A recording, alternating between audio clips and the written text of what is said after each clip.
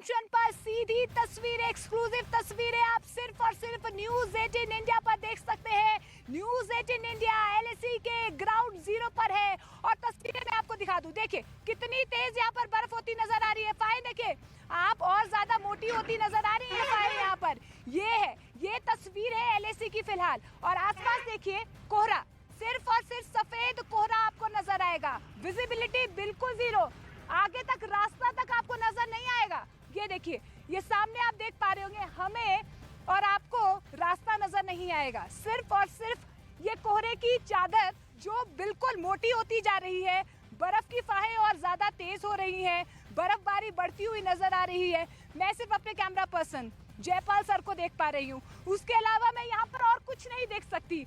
वो पहाड़ी दुर्गम इलाके ढक चुके हैं, इस सफेद चादर में ढक चुके हैं। ये वही इलाके हैं, ये वही दुर्गम रास्ते हैं जिनसे गुजरते हुए हमारी भारतीय सेना अपने साहस का, अपने दमखम का परिचय देती है और ये एहसास दिलाती है कि चाहे कुछ भी हो जाए लेकिन दुश्मन देश हमारी सरजमी पर 1 इंच भी नहीं आ सकता है और अगर आएगा, अगर छेड़ेगा तो हम उसे छोड़ेंगे नहीं। और जो तवांग में हुआ, किस तरीके से चीन पिटा है और पिटने के बाद किस तरीके से वापस लौटा है, ये वो रास्ते हैं, यही वो दुर्गम परिस्थितियां हैं। इन्हीं परिस्थितियों के बीच हमारी सेना मुस्तैद है, तैयारी पूरी है। न्यूज 18 इंडिया की टीम ग्राउंड जीरो पर बनी हुई है।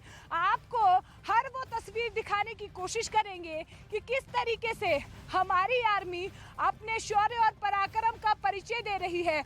और इन्हीं परिस्थितियों में ये देखिए कितनी मुश्किल और कठिन परिस्थितियां हैं जिनसे गुजरते हुए एलएसी की रक्षा तो कर ही रही है, आपकी रक्षा तो कर ही रही है, लेकिन ये भी दिखाने की कोशिश कर रही है कि दुश्मन देश हमारी तरफ आंख उठाकर देख नहीं सकता है। ये उनका साहस है, ये उनका दमखम है, ये उनका शौर्य है, ये उनकी हिम्मत है। हमारे शूरवीर इन्हीं विपरीत परिस्थितियों में, इन्हीं चैलेंजिंग सिचुएशंस में खड़े रहते हैं, डटे रहते हैं। ये बताने की कोशिश करते हैं कि हम यहाँ पर खड़े हुए हैं आपकी रक्षा के लिए, आपकी सुरक्षा के लिए। और तवांग में जो 9 दिसंबर को हुआ, ये कोई पहला वाकया नहीं है। 2.5 साल में गलवान के बाद ये एक वाकया, चीन की चालबाजी दूसरी बार देखने को मिली। और ऐसा नहीं है कि पिछली साल ये तस्वीरें इस तवांग क्षेत्र से नजर नहीं आई होंगी। तवांग के जिस इलाके में, यांगसे इलाके में चीन ने अपना वर्चस्व बढ़ाने की कोशिश की, या यूं कहें विस्तारवादी नीति को बढ़ाने की कोशिश की, वहां पर पिछले अक्टूबर को भी कुछ ऐसी तस्वीरें सामने आई थी। भारतीय सेना ने क्या किया? भारतीय सेना ने चीनी सैनिकों को बंधक बना लिया था और उस वक्त भी मुंह की खानी पड़ी थी चीनी सेना को। और यही वाकया 9 दिसंबर को भी हुआ, जब एक सोची समझी रणनीति के तहत इन्हीं दुर्गम इलाकों में पेट्रोलिंग करते हुए जब चीन की सेना हमारी सरजमी के तरफ बढ़ी, हमारी 1-1 इंच की तरफ बढ़ी, तो भारतीय सेना ने अपनी पराक्रम का परिचय देते हुए 1 इंच जमीन पर जैसे ही चीनी सेना आगे बढ़ी, अपना दमखम दिखाते हुए उन्हें वहां से खदेड़ दिया, हाथापाई हुई। और ऐसे में चीनी सैनिक बुरी तरह से घायल हुए हैं। लेकिन ये तस्वीरें क्यों आ रही हैं, चीन इस तरीके से क्यों कर रहा है, ये बड़ा सवाल बना हुआ है।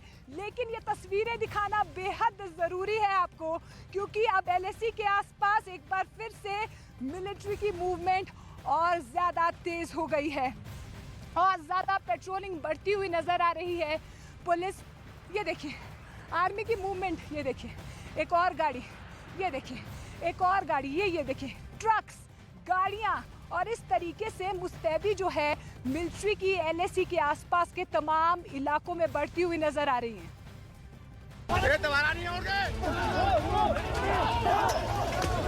चीन ने सीमा पर अपनी स्थिति को मजबूत करने के बाद लद्दाख में घुसपैठ की नाकाम कोशिशें की। तवांग पर तो लंबे अरसे से चीन की नजर है, लेकिन लद्दाख में पेंगोंग झील के पास के इलाकों में भी चीन की आर्मी एक्टिव हुई थी।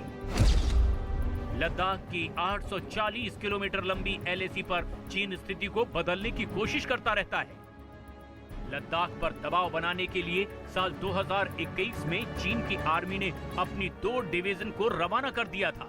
लद्दाख में इतनी बड़ी तैनाती का कदम चीन की आर्मी ने साल 1962 के बाद पहली बार उठाया था। चीन ने इस पूरे मिलिट्री जमावड़े को इस तरह से दिखाने की कोशिश की थी कि ये तो सिर्फ एक सैन्य अभ्यास है, लेकिन भारत की आर्मी उस वक्त और ज्यादा अलर्ट मोड में आ गई जब चीन ने 2 पैदल सेना के डिवीजन यानी करीब 30,000 की और अतिरिक्त आर्मी लद्दाख से लगी हुई इस LAC पर तैनात कर दी। चीन ने 2021 में भारत से लगने वाली पूरी 3,488 किलोमीटर लंबी सीमा रेखा को ही एक्टिव करने की कोशिश की थी, लेकिन चीन को पस्त करने के लिए अगस्त 2020 में भारत ने मालडो स्थित चीन की सेना के कैंप के ठीक सामने ही ऊंची पहाड़ियों पर कब्जा जमा लिया था। जब चीन की आर्मी और उसके कई बेस ऊंची पहाड़ियों से इंडियन आर्मी के सीधे निशाने पर आ गए तो चीन ने हार मानी और पीछे हटने को राजी हुआ। 15 जून 2020 को गलवान में हुए खूनी संघर्ष के 9 महीने बाद चीन ने 16 फरवरी को पैंगोंग त्से झील के उत्तरी तट और झील के दक्षिण के मैदानों में अपने सैनिकों, टैंकों और तोपखानों को पीछे खींच लिया था। इसी तरह हॉट स्प्रिंग, गोगरा और देपसोंग के मैदान में भी भारत और चीन की सेनाओं के बीच स्टैंड ऑफ हुआ था। भारत ने चीन के आक्रामक रवैये से निपटने के लिए चीन की सीमा पर अपनी ताकत और बढ़ा दी है।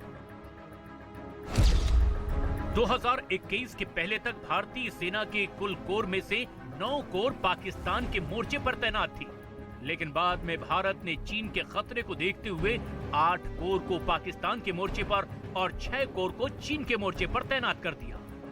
भारत की सेना पूरी ताकत से चीन को मुंहतोड़ जवाब देने में सक्षम है और पूरे देश में भारतीय सेना के शौर्य की प्रशंसा भी हुई है। जब तक भारतीय जनता पार्टी की मोदी सरकार चल रही है, 1 इंच जमीन पर भी कोई कब्जा नहीं कर सकता। कल अपने सेना के जवानों ने जो 8 की देर रात को और 9 की सुबह को जो वीरता दिखाई है, मैं इसकी भूरी भूरी प्रशंसा करता हूं। इन्होंने घुसे हुए सभी लोगों को कुछ ही घंटों में वापस खदेड़ दिया और हमारी भूमि का रक्षण किया।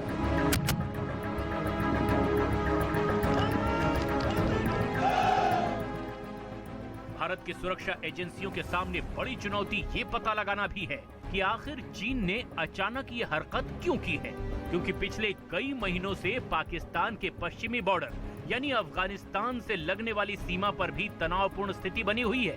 अफगानिस्तान की सीमा की सुरक्षा में लगे तालिबान के लड़ाकों ने पाकिस्तान के चमन इलाके में गोलीबारी करके पाकिस्तान के कई नागरिकों की हत्या भी कर दी है।